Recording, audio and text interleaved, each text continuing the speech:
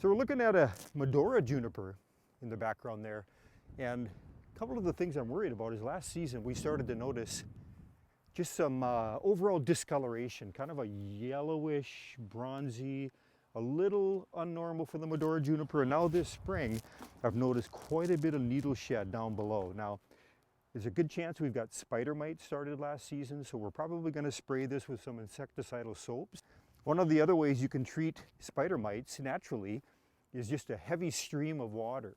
You know, once a week, just squirt it down and it kind of dislodges those spider mites, makes them start over. So that's another way to do it. So this Medora Juniper, we've never sheared. This is just a natural shape of it. It's about 10 to 12 years old. I would imagine about 15 feet tall at this point.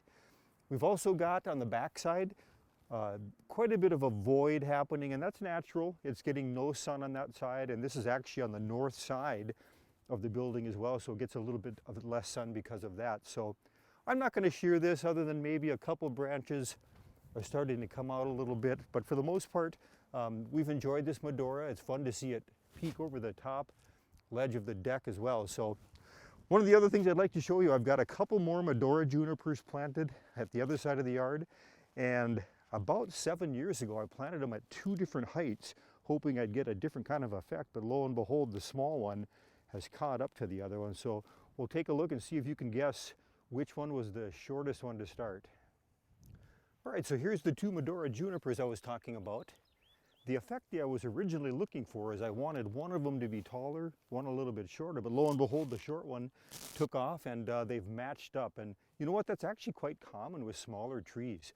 You see it time and time again where you transplant a large tree in with a tree spade and it just sits there for years. I mean, sometimes 10 years.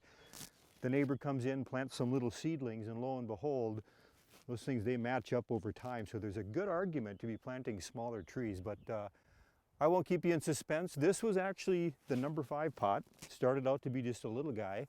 This one, a number 10 pot Medora Juniper, you know, was probably 3 to 4 feet. And we'll do a shout out to the two nurseries. Monrovia Nursery was the number 5 pot, and Sester's Nursery, both out of Oregon, where a lot of nursery stock is grown. So, you know, we're not seeing the shed on these like we saw on the one up by the deck. So these are looking to be in great shape, and we'll keep an eye on the other one.